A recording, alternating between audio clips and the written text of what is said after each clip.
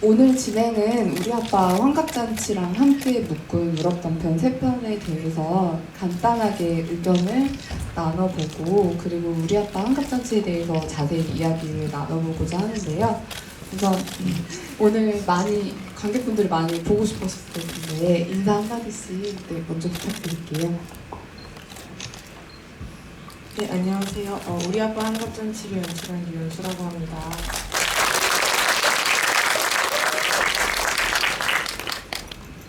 네, 안녕하세요. 저는 배우 류선영입니다. 반갑습니다.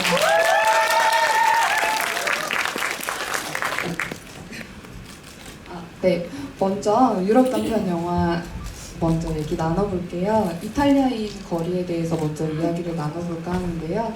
마지막 반전이 조금 재미있는 작품이죠. 그래서 이제 가족을 소재로 한 영화들은 항상 식사하는 장면이 나오는 것 같은데요. 마지막에 이제 엄마인 줄 알았던 분께서 이제 식사를 준비하는 걸 보면서 저는 사실은 엄마가 이렇게 하는 것이 당연한 게 아니라는 거를 얘기하는 작품이라고 생각이 들었거든요.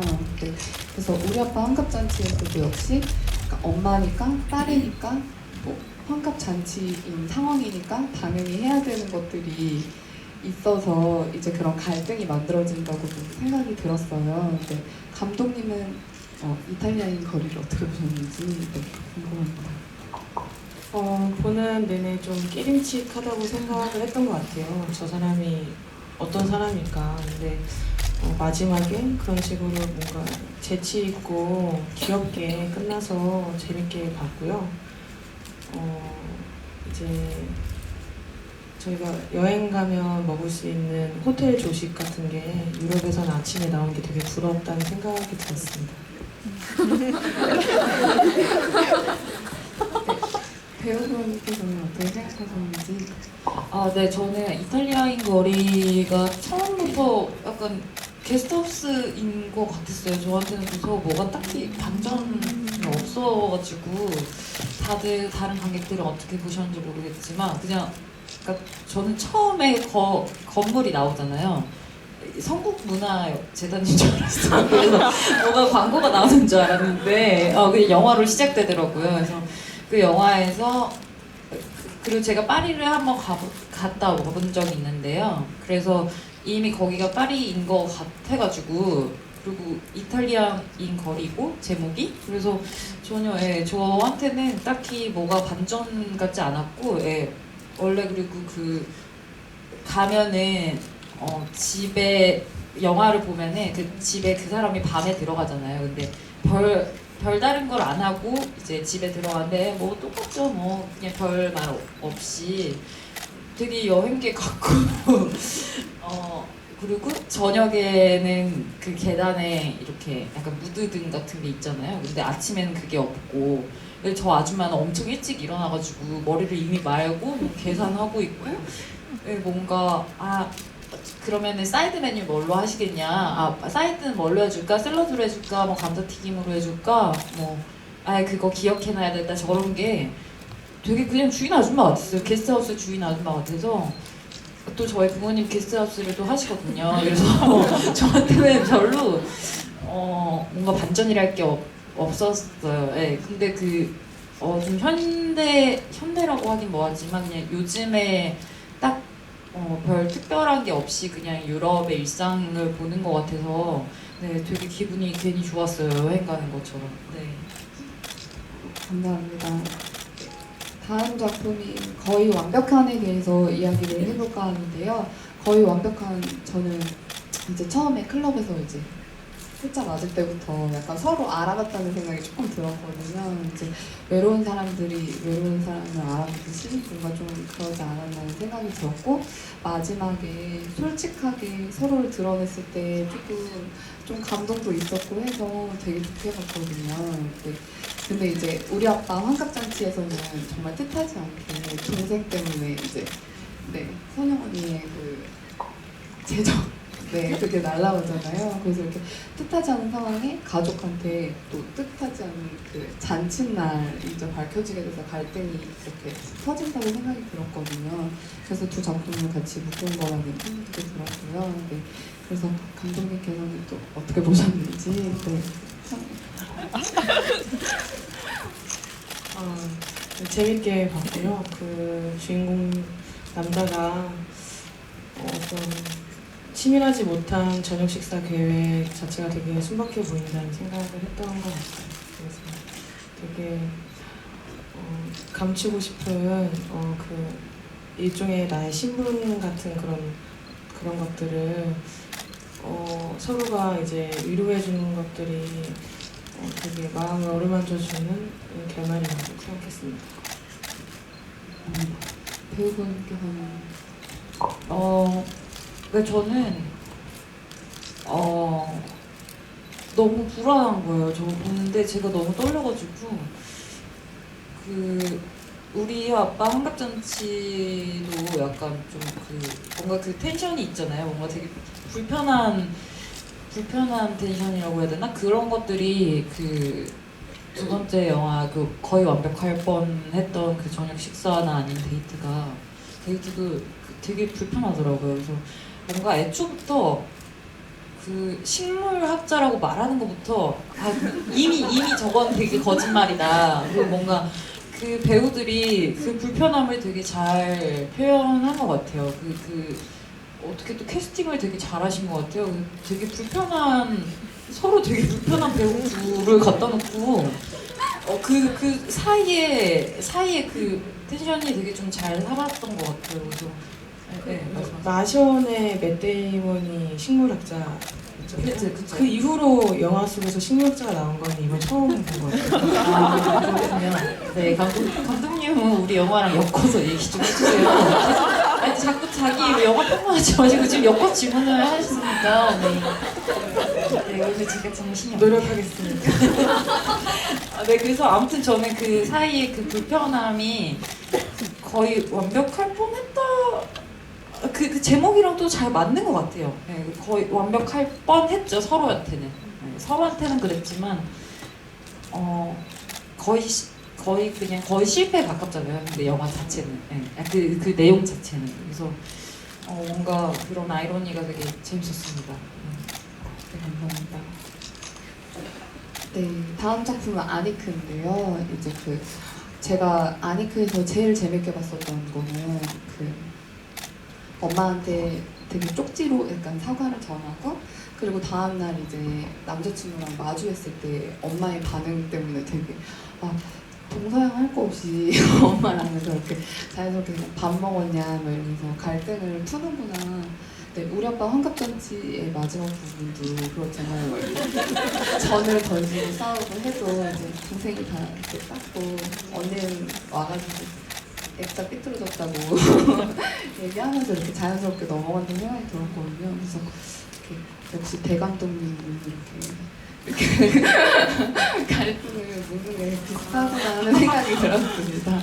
네, 감독님께서는 어떻게 보셨는지. 기타노 다케시 감독님께서 가족이란 누가 보자면 갖다 버리고 싶은 존재라고 하셨는데 저는 대부분의 가족 영화를 만드는 그리고 가족 영화를 코미디로 푸는 감독님들이 비슷한 생각으로 만드신다고 생각해요. 근데 그럼에도 불구하고 같이 살아갈 수밖에 없는 존재고 그리고 어떻게 보면은 그 누구보다도 나를 이해해주는 존재이기도 해서 갖다 버리기 애매한 계륵 같은 존재라고 생각을 했는데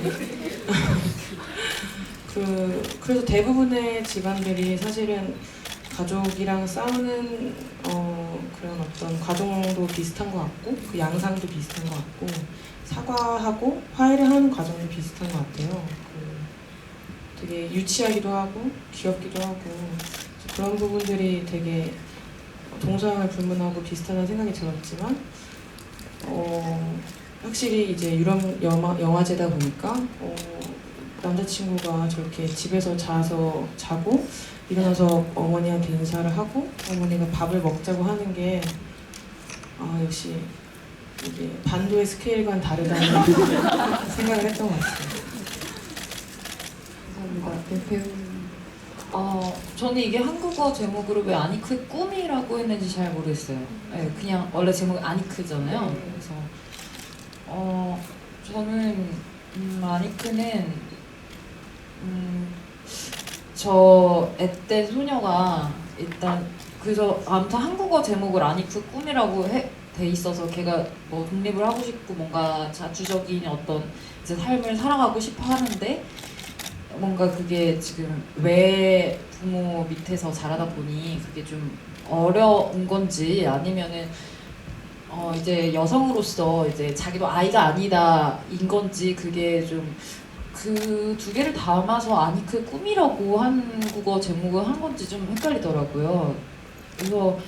그래서 남자친구를 집에 데려왔나 아무튼 뭐 자기도 이제 여자고 나도 독립적인 삶이 있고 엄마 밑에 있는 아기가 아니고 뭔가 좀 그렇잖아요. 뭔가 약간 그 아이에서 여성이 되는 과정을 어떻게 표현할까에 중에서 특히 그 어떤 혹시나 그냥 그런 부분 그렇게 표현하는 부분도 있잖아요. 뭔가 순결을 이제 깨는 아니면은 뭔가 이렇게 아무튼 그 뭔가 좀 섹슈얼한 부분에서 그래서 그런 건가 그래서 잘 약간 좀 아리까리한 부분이 있었어요 사실. 그래서 근데 약간 그리고 엄마가 처음에 계속 화내고 막 이러는 것도 뭐 때문에 화내는지는 불분명한데 아무튼 내가 나쁜 엄마냐고 애는 뭔가 독립하고 싶어 하는 것 같은데 그래서 조금 아리까리한 부분이 있었던 것 같아요. 그래서 왜 한국어 제목이 아니크의 꿈으로 지었나요? 혹시 아시나요?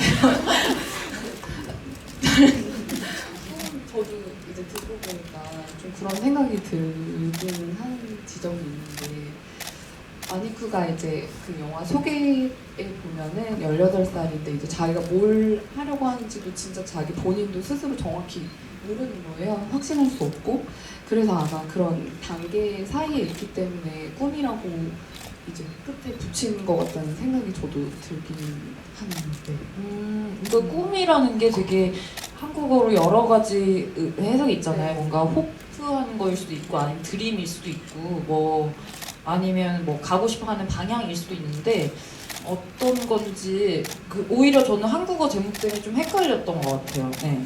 그냥 아니크 했으면 오히려 그냥 아니크의 그냥 지금 저 방황하고 있는 저 친구와 그리고 뭔가 상황이 다 따라주지 않는 저런 아이러니를 그냥 받아들이면 될 것 같은데 뭔가 내가 더 뭔가를 찾아야 되나 괜히 그런 생각이 괜히 들더라고요. 네, 관객 여러분들은 어떠실지 궁금하네요. 네. 이어서 유럽 단편에 이어서 우리 아빠 환갑잔치에 대해서 이제 자세히 물어보고자 하는데요. 관객분들은 질문이 있으시면 언제든지 손을 들고 저기 손을 벌써 드셨네요. 계속 마이크가 올 때까지 조금만 들어주시면.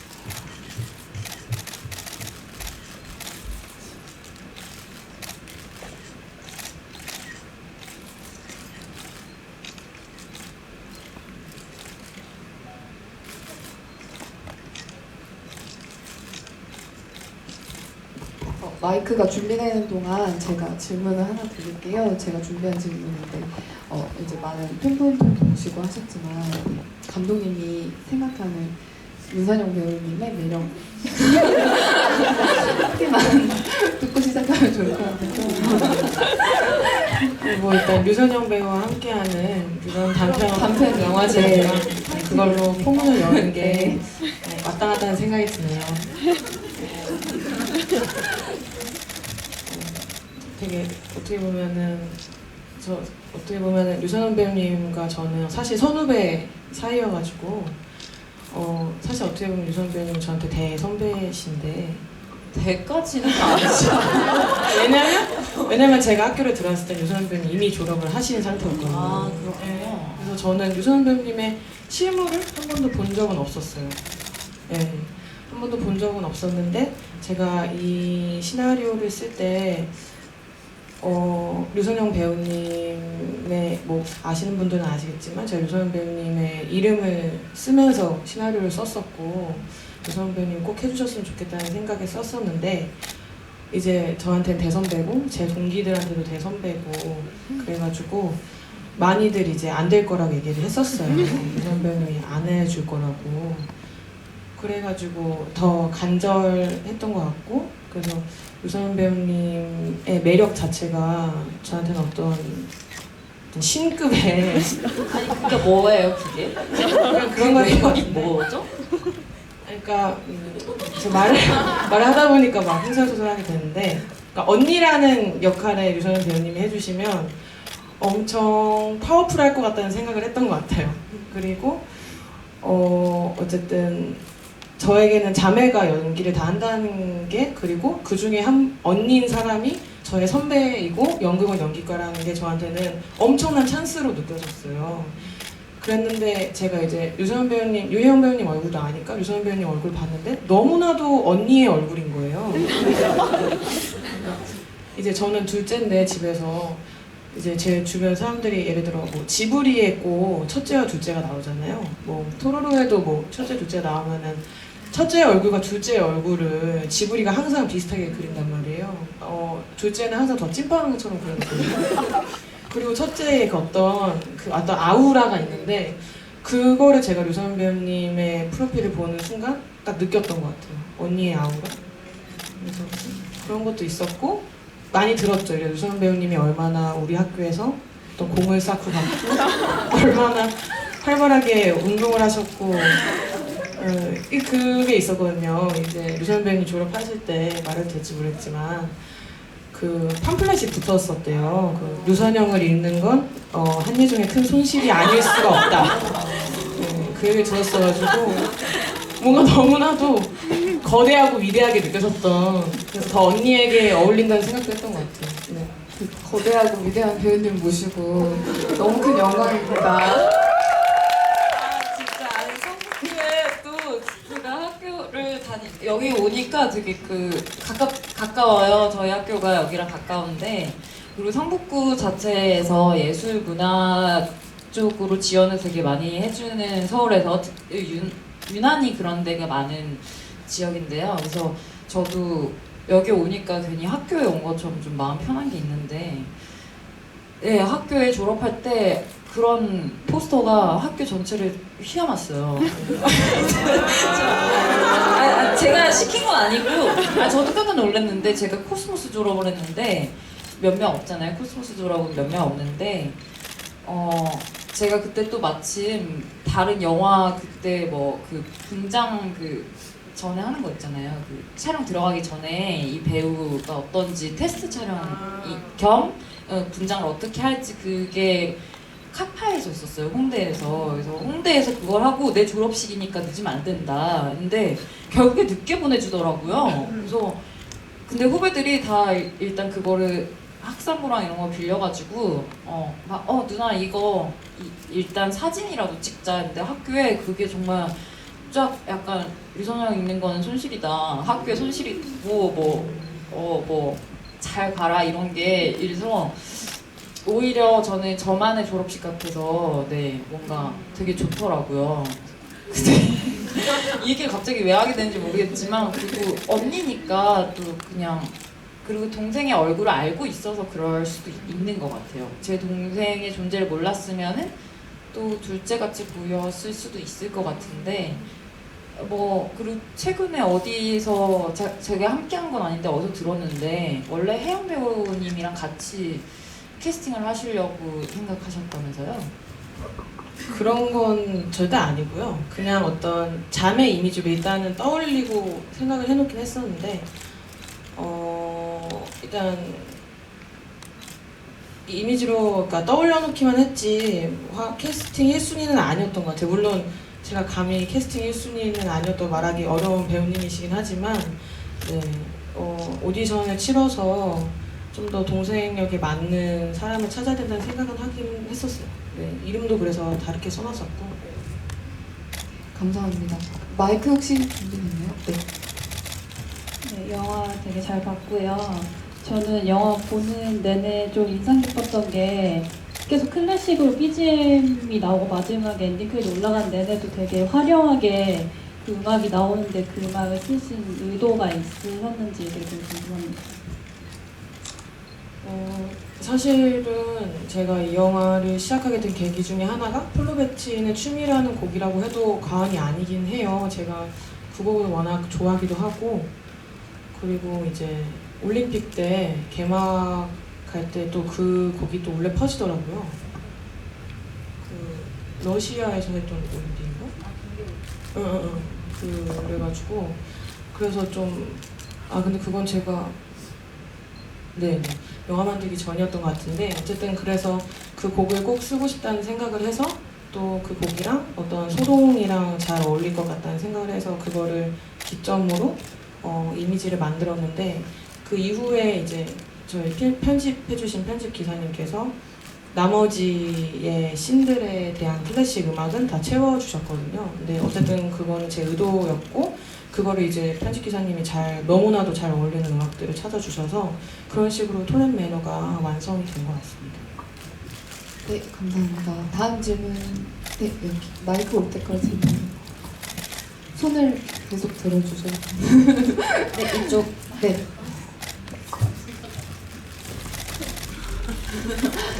네. 여기. 네.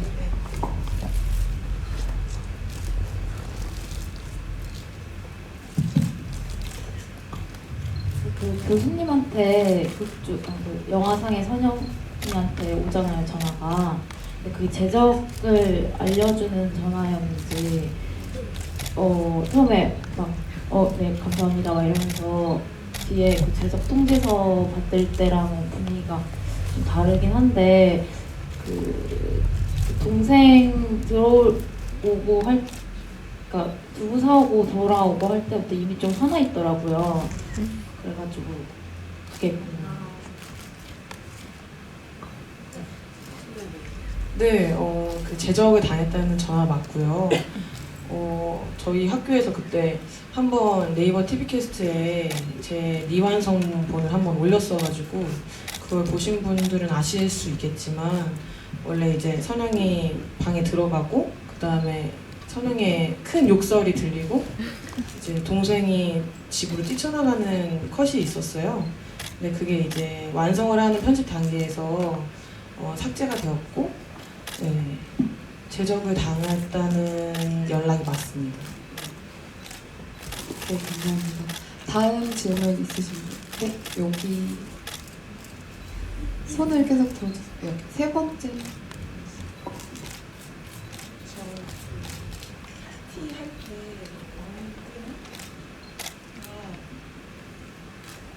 네, 잘 들리고 있습니다. 동생이 입에서 막 음식물을 뱉잖아요. 망근이는 욕을 할 만한 상황인데도 막 웃으면서 음식을 던지잖아요. 그게 왜 웃으면서 웃는 건지.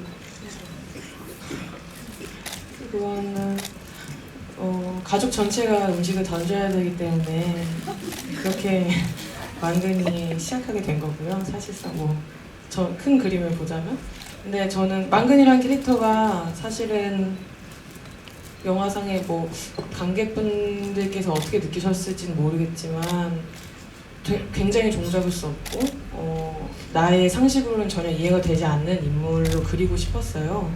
그래서 제가 배우님한테도 뭔가 되게 무리한 부탁을 많이 했었는데, 만근이라는 캐릭터는 그런 행동을 충분히 할 수 있다는 느낌으로 시나리오상에 써놓긴 했었거든요. 그 영화상에도 저는 그렇게 표현이 되었다고 생각하고, 그래서 만근이가 이상한 사람이어서 그런 게 아닐까라는 말씀밖에 드리기 힘들 것 같아요. 망근이가 시나리오 상에도 되게 눈치 없고, 그 가족들이 원래 그 집에 안에 들어가기 전에도 걔 불렀냐고, 망근이 불렀어? 막 이렇게 걱정하는 장면이 있어요. 그래서 그 정도로 약간 그 단체 생활에서 약간 그 좀 맞지 않는, 약간 톡톡 튀는 그런 발랄함 그 이상의 어떤 좀 눈치 없는 캐릭터로 원래는 쓰여져 있었거든요. 네, 그게 조금 더 질문에 조금 더 맞지 않을까 싶습니다.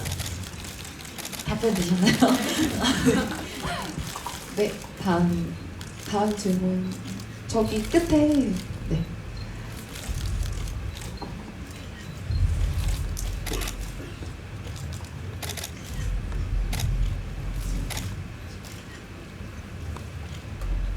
네, 저는 그 가족 사진에서 선영 배우님 의상이 참 요즘 시대에 구하기 힘든 의상. 그 약간 뭐라 해야 되지? 그 아가씨 원작 그 핑거 스미스에 나온 그런 드레스 같고요. 그 벨벳 의상 선택을 어디서 구해서 어떻게 하셨는지. 네. 그 이제 저희 가족 4명이 다 모인 게 이제 가족 사진 찍을 때가 처음이었는데 그때 이제 제 옷을 좀 구비를 해갔었어요. 유선영 배우님의 가족 사진에 맞을. 근데 그러면서 이제 유선영 배우님한테 제가 부탁을 드렸어요. 좀 갖고 와 주실 수 있냐고. 근데 이제 유선영 배우님의 사복 중 하나였고요. 네. 어쩌다 그런 옷을 사게 되셨는지 직접 말씀해 주시면. 아, 네, 되게 뜬금없는 질문이긴 한데, 그 가족 사진을 제가 한 번도 찍어본 적이 없어요, 사실. 근데 그 감독님이 원하는 가족 사진에서 어떤 그 선영이라는 캐릭터의 분위기가 있었고, 제가 여러 가지 사진을 찍어서 갖고 그건 벨벳이 아니고 실크 소재고요. 네, 2000년대에 산 옷이에요. 네, 근데 그거를 입었는데 좀 오래 전에 샀는데 그거를 이제 너무 예뻐가지고 샀는데 그러고 한 일주일도 안 돼가지고 좀 이상한 답변이긴 한데 윤은혜 씨가 TV에서 뭐 광고로 그 무슨 냉장고 선전인가 아무튼 좀 오래됐는데 그거를 입고 나서 갑자기 그 옷이 빵 뜬 거예요. 그래서 제가 그 옷을 입지 못했어요. 그래서 드라이클리닝한 상태로 계속 있었는데, 네, 그래서 근데 또 감독님이 마음에 드신다고 하셔가지고 그 옷으로 네 최종 커버음이 난 것 같습니다. 감사합니다. 다음 질문. 네, 저기 뒤에 앉으세요. 다영이는 마트에서 담배를 산 건지 다영이 교복 입고 있었잖아요. 담배 어떻게 샀는지 궁금하고. 그러게요. 어떻게 하셨을까? 그거는 마트에서 지금 산 것 같진 않은데요. 원래 이렇게 좀 꽂혀두는 그런 거 같은데. 맞아요. 그쵸? 네. 제가 말려들었네요. 네, 그러니까 감독님이 지금 약간 조금 네, 정신이 없으신 것 같은데 원래 거기서 샀다고 돼 있지 않았어요. 그냥. 네. 그냥 원래 그냥 그 오프에서 그냥 오프 더 레코드로 얘기할 때도 그냥 약간 좀 그 뭐 집 건물 있잖아요. 그 빌라 어딘가에 뭐 숨겨뒀던 거를 꺼낸다 뭐 약간 이런 설정이었던 것 같은데요. 그러니까 얘가 원래 담배를 가지고 있었는데 피고서 모르고 이제 장바구니 안에 넣은 거죠. 비닐봉지 안에. 그러니까 그런 식이었던 것 같아요. 저도 이게 찍은 지 너무 오래되고 시나리오 쓴 건 더 오래돼가지고 자꾸 말리네요. 아마 제가 좀 더 기억을 잘 하고 있는 것 같아요. 제가 또 최근에 또 영화를 하나 찍었어가지고. 네. 너무 기대됩니다. 진짜 기대되네요.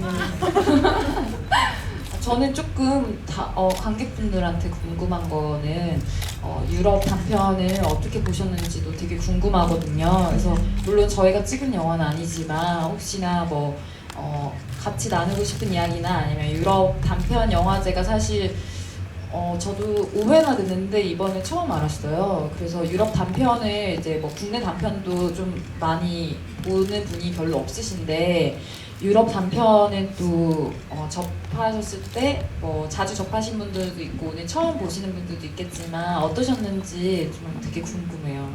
네. 네, 혹시나 얘기를 같이 나누시고 싶은 분 있으면 네, 여기.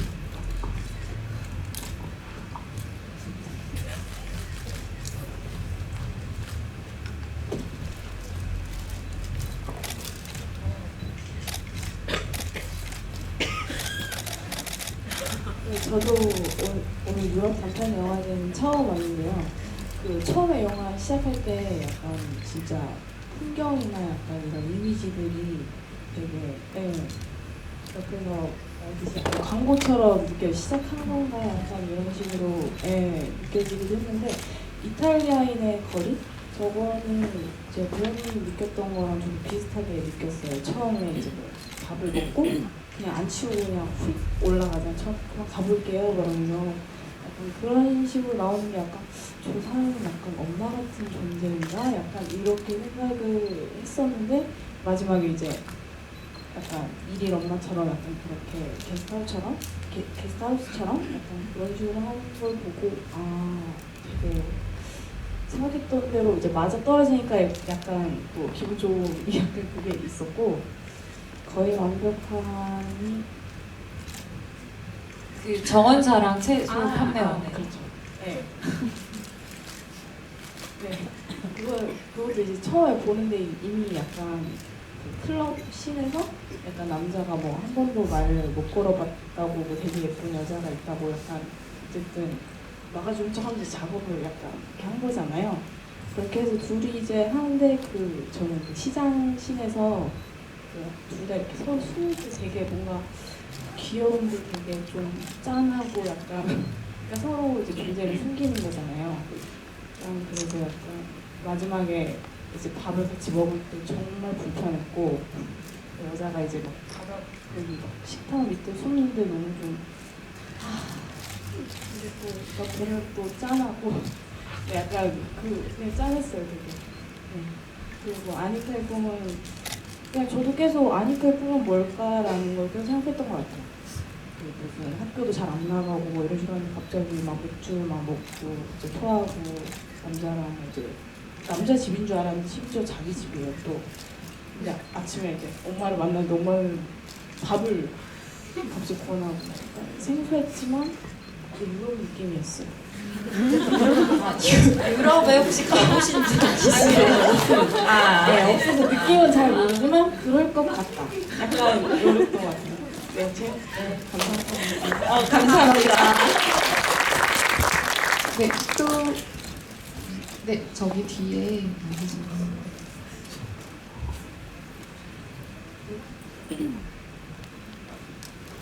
아, 예, 영화 잘 봤고요. 그 학교 제적을 어떻게 당했는지, 내용 딱 나왔는지 제가 나한테 놓쳤는지, 그리고 왜 굳이 한예종도 좋은데 이대로 그거를 그렇게 정하셨는지 그게 영화 내용상으로는 궁금했고요. 그리고 앞으로 감독님하고 배우님 같은 경우는 거기 전주영화제 제가 쌤도 재밌게 봤거든요. 앞으로의 연애담은 너무 좋았고요. 그리고 앞으로의 계획하고 감독님은 사실 제가 잘 모르시는 분이세요. 그리고 어떤 작품들을 지금 계획 중이신지 그런 것도 좀 듣고 싶습니다.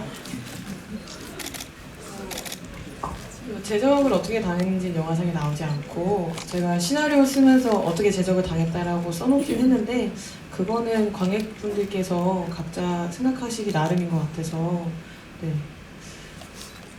저는 이제 그리고 이화여대로 한 이유는 사실은 어떻게 보면은 고민 없이 이화여대를 한 걸 수도 있는데 저희 언니가 실제로 이화여대를 다녔고요. 그래서 그 이화여대라는 사실 뭐 영화상에서 알려진 이화여대라는 어떤 브랜드명도 사실 있는 거고 타짜에서 나온 그래서 뭐 이화여대로 꼭 하고 싶은 마음이 있었어요. 그래서 그렇게 했고 그리고 이제 좀 선영이라는 캐릭터가 엘리트였으면 좋겠다라는 생각을 했던 것 같아요. 그래서 그런 대학교로 했고 이제 저는 계속 영화를 만드는 게 제 꿈이고 계속 연출을 하는 게 꿈이고 좋은 시나리오를 쓰는 게 제 목표인데 가족 이야기도 많이 하고 싶고 여성 위주의 영화를 많이 찍고 싶은 게 저의 성향이기도 하고 저의 어떤 앞으로 나아가야 될 방향이라고 생각을 합니다.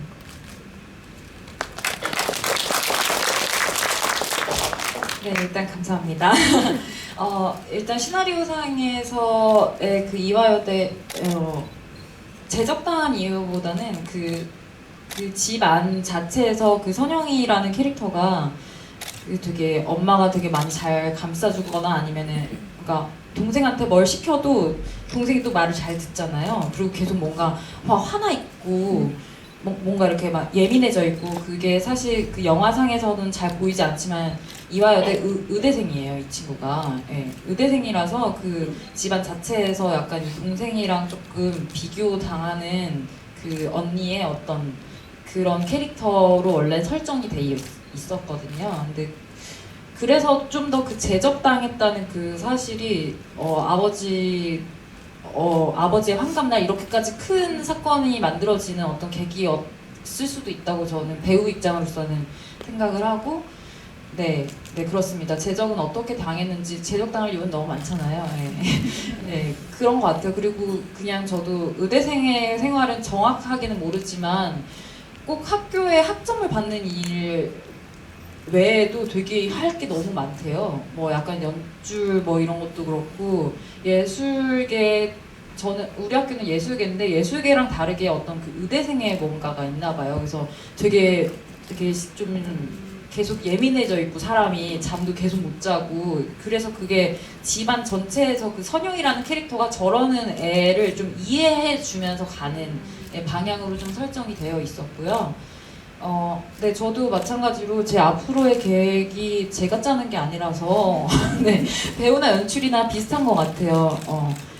그리고 저는 조금 워낙에 관객들에게 좀 다양한 장르의 영화나 아니면 장르라고 꼭 얘기를 하지 않아도 되는 여러 가지 작품을 좀 선보이고 싶은 좀 개인적인 소망이 좀 있어서 그게 영화든지 아니면 어떤 방식이든지 간에 관객들이 저로 인해서 좀 더 다양한 예술의 세계?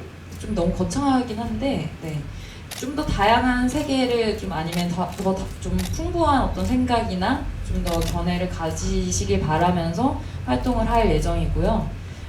계속 그런 방향성으로 갈지는 잘 모르겠지만 저도 이제 30이 돼가지고요. 아직 잘 모르겠어요. 너무 어려가지고.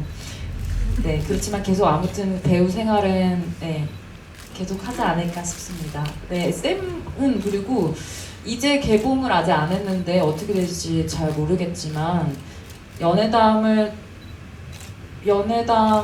찍고 그 다음 연도에 아마 찍은 것 같은데 이제야 나왔거든요. 그래서 아마 영화는 찍고 나서 언제 관객한테 보여질지 모르는 약간 좀 장르여서 네, 아마 계속 이렇게 저도 모르는 새에 갑자기 영화가 개봉하거나 아니면 갑자기 영화제에 간다던가 이런 일들이 계속 발생할 것 같아요. 왜냐면 계속 작업을 쉬지 않고 하고 있거든요. 네, 그렇습니다. 다음 또 질문 여기 먼저 맨 앞줄도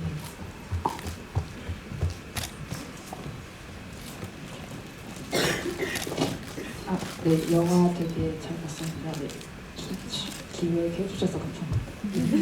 저는 유럽 영화는 거의 프랑스 영화만 거의 이제 접했던 것 같은데 이렇게 보니까 되게 기대를 많이 하고 왔어요. 그래서 제가 많이 보진 않았지만 느꼈던 유럽 영화의 느낌은 뭔가 시적인 표현이 많고 이제 좀 함축적으로 많이 표현됐다고 저는 느꼈었는데 혹시 그렇게 이제 이번에도 단편 영화니까 그렇게 표현됐을까 하고서 이렇게 염두에 두고 와서 보긴 했는데요. 제 생각엔 그렇지는 않은 것 같아요. 그래서 저는 이탈리아인 거리는 약간 광고 이 게스트하우스 오세요? 이런 광고 느낌? 그런 느낌이었고 거의 완벽한은 진짜 저도 좀 짠했어요. 저도 약간 저런 거짓말은 아니지만 이런 뭐 그런 류의 거짓말을 해본 적이 다들 있으시지 않아요? 저만 아무튼 뭐 그런 종류 그런 거짓말들을 해본 경험이 있을 것 같아서 저는 되게 짠하게 봤고 조금 눈물 날 때쯤 이제 아니크의 꿈을 이제 봤는데 이건 또 뭐지? 이게 마지막에 뭔가 막 오는 게 있을 줄 알았는데 이렇게 잔잔하게 끝나서 저는 그래서 시나리오를 써본 적이 있는데 결말을 내기가 되게 힘들더라고요. 결말을 쓰는 게. 그래서 이렇게 결말 내서 이제 직접 영화가 만들어진 것도 되게 대단하다고 생각하는데 그 모더레이터 분께는 이 영화를 셀렉한 이유가 되게 궁금하고 유현수 감독님께는 이제 결말 내실 때 혹시 어려웠던 점이 있는지 궁금합니다. 네, 저는 일단 스페셜 프로그램 제안을 받아서 어떤 영화를 틀을까, 어떻게 하면은 좋을까라는 고민을 하고 있었는데 제가 우리 아빠 환갑잔치의 좀 큰 팬이에요. 그래서 꼭 이 영화를 꼭 하고 싶었고 그리고 이 영화를 중심으로 함께 묶었을 때 흐름이 좀 깨지지 않는 영화들이 뭐가 있을까 해서 이제 그 유럽 단편 영화제 기획하시는 분과 함께 이렇게 꾸리게 됐거든요. 네, 그래서 이렇게 평을 듣게 돼서 네, 되게 큰 영광입니다. 저 질문을 처음 받아봐가지고. 네. 뭐 저도 이제 다른 영화제 가면은 단편은 섹션이 묶이잖아요. 근데 이 영화의 완성도를 떠나서 어떤 주제적인 측면이나 어떤 톤 앤 매너가 저희 우리 아빠 환갑잔치라는 영화와 크게 다르지 않다는 것 자체에 저는 되게 잘 묶어주셔서 감사하다는 생각을 했고요. 그리고 엔딩 내는 거는 사실은 대부분의 시나리오 쓰시는 분들이 엔딩 맺는 거 제일 힘들어 하실 것 같아요. 이런 이야기가 엔딩으로 가도 될지 아니면은 에필로그 용인지 그런 고민을 제일 많이 할 것 같은데 이제 실제로 저도 이 영화의 엔딩을 내는 게 너무 힘들었고 그래서 엔딩만 촬영 직전까지 바뀌었었는데 심지어 이제 마지막에는 엔딩을 거의 약간 애드립 하다시피 배우님들께 맡긴 부분이 있어서 네. 결국에는 이제 어떤 막연하게 엔딩을 생각해 놓기도 했고 영화를 촬영하는 과정 중에서 엔딩을 맨 마지막에 찍었거든요. 그래서 이제 이야기적으로 쌓여온 것들이 있으니까 엔딩이 저절로 좀 어떻게 흐름적으로 나온 부분도 있고 거기서 이제 배우님들께서 어떤 즉흥적으로 메꿔주신 부분들이 있어가지고 결국에는 영화를 소통하는 과정에서 엔딩이 완성되었다고 저는 생각했습니다. 네, 다음 질문 여기 세 번째. 저 이번 질문 받고 마지막으로 질문 하나만 더 받고 마무리 지어야 될 것 같아요. 세 번째 줄에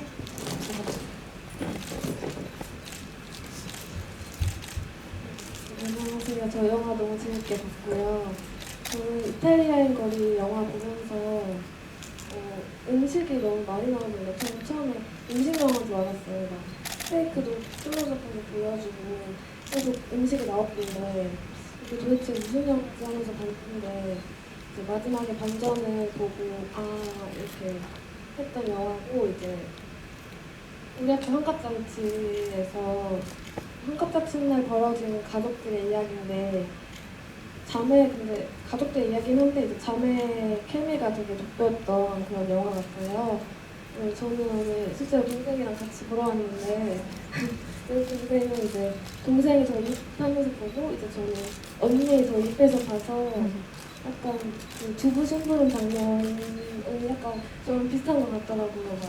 막 엄마랑 아빠가 막 심부름 저한테 시키면 저는 막 동생한테 시키고 동생이 또 동생한테 시키고 약간 그래가지고 근데 이제 배우님은 실제로 이런 싱크로율이 얼마나 비슷한지 궁금하고 그리고 영화 속에서 그 주걱으로 엄마한테 맞는 장면이 있는데 그게 실제로 촬영할 때 맞으셨는지 근데 얼굴은 안 빨개지더라고요. 그래서 그 실제로 촬영하신 건지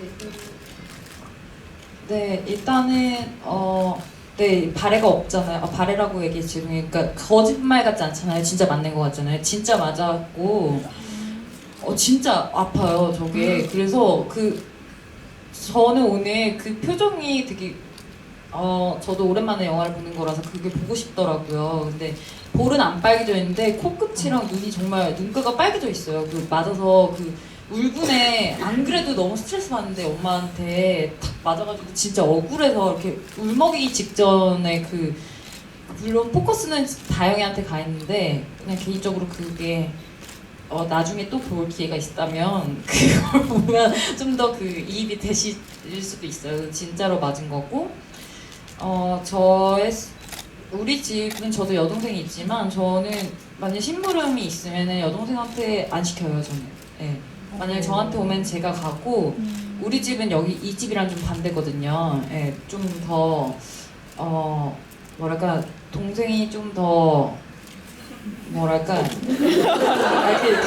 이 집 분위기랑 좀 달라요. 반대 분위기여서 네, 좀 제가 좀 더 애물단지 같은 딸이어가지고 네, 동생님이 감히 제가 심부름 시킬 수 없는 분이셔가지고 네, 제가 다 하고 다 했어요. 어릴 때도 그랬고 네, 그리고 우리 어머니가 5남매 중에 막내셔가지고 예, 그 막내의 마음이 동생한테 많이 가나 봐요. 예, 그리고 아버지는 첫째인데 아버지는 늘 거의 집에 안 계셔가지고 제 편이 좀 없었어요. 그래서 그 어머니가 동생한테 뭘 잘 안 시켜요. 안 시켰던 것 같아요. 예, 그냥 그런 건 좀 언니가 해야 되고 약간 좀 그 동생인 엄마가 동생인 딸한테 좀 더 그렇게 해주는 것 같은데 예. 그렇지 않나요? 저희 집은 이제 어머니 아버지 둘 다 막내 출신이신데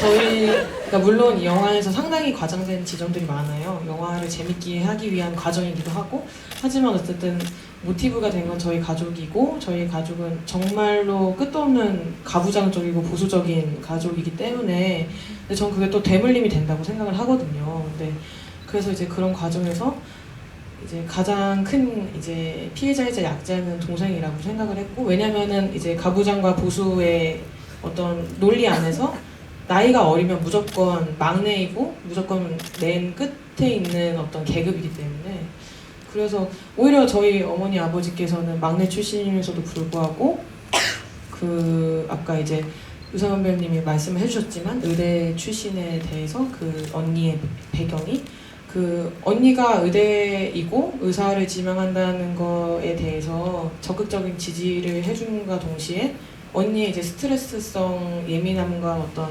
그런 과민함을 많이 감싸주시긴 했던 것 같아요. 언니의 직업 특성상. 네. 근데 저희도 되게 가부장적이고 보수적인 집안인데 좀 반대인 것 같아요. 저희는 이런 가부장이거든요. 그러니까 큰 사람이라면은 아랫사람한테 늘 본을 보여야 된다는 게 되게 강한 집안이었던 것 같아요. 그래서 오히려 동생들이 잘못하면은 약간 이걸 군대식이라고 해야 되나? 그 선임 때리잖아요. 후임이 잘못했는데 선임을 혼내는 약간 그런 집안이에요. 그래서 동생들이 잘못하면 언니가 본보기로 혼나고 약간 그런 어떤 느낌인지 아시겠죠? 그래서 완전 반대 어떤 그 자매의 집안인 것 같아요. 그리고 배우님은 그 이후에 보복성으로 동생에게 저는 그렇게 영특한 애는 아니었던 것 같아요. 네, 그냥 저렇게 차라리 그러니까 팍 소리를 그냥 혼자 막 지르거나 욕하거나 그냥 그 자기 방 안에서 막 그런 거 있잖아요. 막 베개 치고 그렇게는 할 수 있는데 그러면은 또 바로 엄마가 또 조용히 해! 막 이런 집 있잖아요. 어디서 어른들이 있는데 어디서 그런 소리 내냐 약간 그런 집안이어서 딱히 그렇게 싱크로율이 맞을 수도 있는데 저도 되게 그래서 좀 예민했을 때가 있었어요. 근데 집에 저는 거의 없는 애여가지고 예, 집에 거의 없었어요. 저는 예, 밖에서 생활을 많이 해가지고요. 그렇습니다.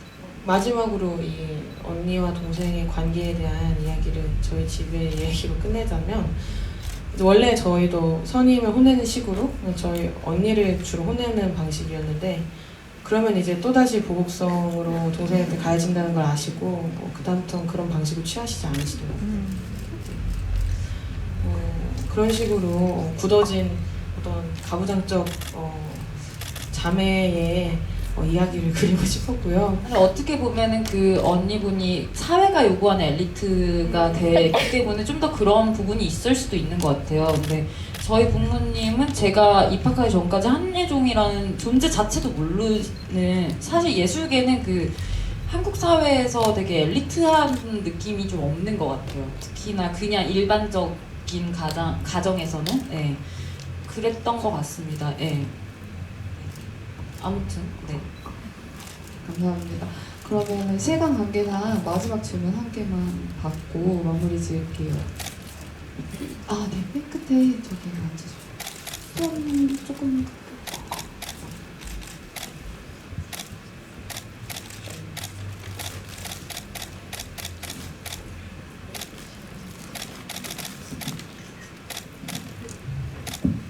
안녕하세요. 네, 영화 잘 봤습니다. 저는 이 상영작, 4개의 상영작에서 공통적으로 식사가 등장하는 게 되게 인상 깊었어요. 제가 먹는 걸 좋아해가지고. 그런데 그 식사를 통해서 이 영화가 밖에 대한 면모를 되게 짧고 굵게 표현을 하고 있잖아요. 그런데 저는 개인적으로 식사가 하루 3끼 먹는 되게 일상적인 행위이면서 또 어떤 면에서는 일종의 세레모니라고 해야 되나? 그런 의식적인 활동이라고도 생각을 하거든요. 그런 차원에서 우리 아빠 환갑잔치 작품에서는 가장 한국적인 의식인 환갑잔치를 영화의 중심으로 이렇게 사용을 하셨는데 따로 그렇게 하신 이유가 있었는지 궁금합니다.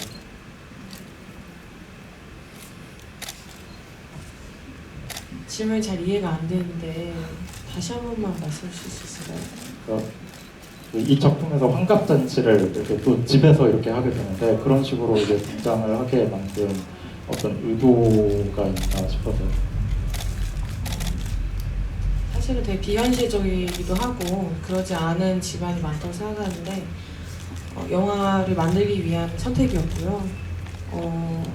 그리고 이제 집안에서 이제 환갑잔치, 아버지 환갑잔치가 열린다면 당연히 그 환갑잔치는 아버지가 아닌 주변의 여성들이 맡을 거라는 생각이 들었고 그게 또 그걸 굉장히 파탄나게 할 수 있는 부분이라고 생각해서 그런 선택을 한 것 같습니다. 감사합니다. 네, 저희 제5회 유럽 단편 영화제 스페셜 프로그램 유선영 배우와 함께 보는 유럽에 와주신 모든 분들 너무 감사드리고요. 짧게 두 분께 소감 한마디씩 듣고 마무리 짓도록 하겠습니다.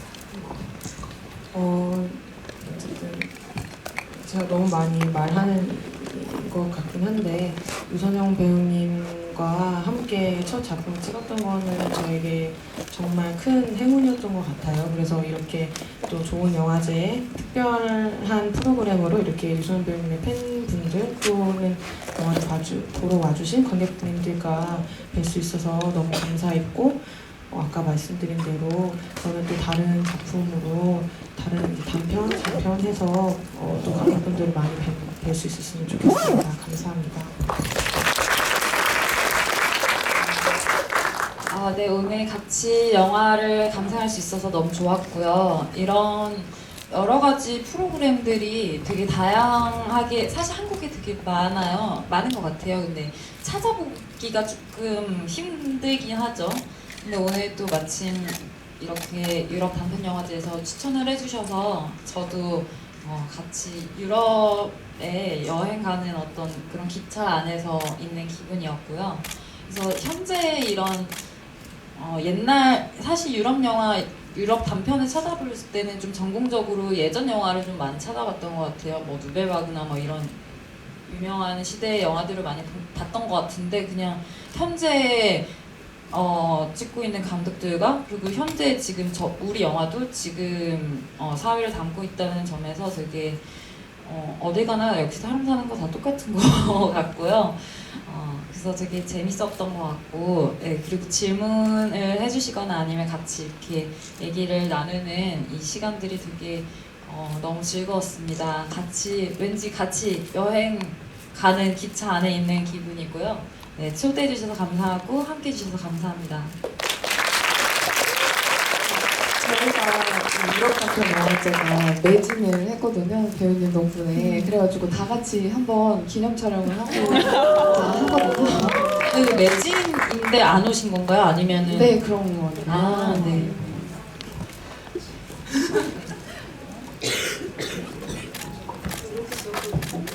자리에 잠깐만 앉아주시면.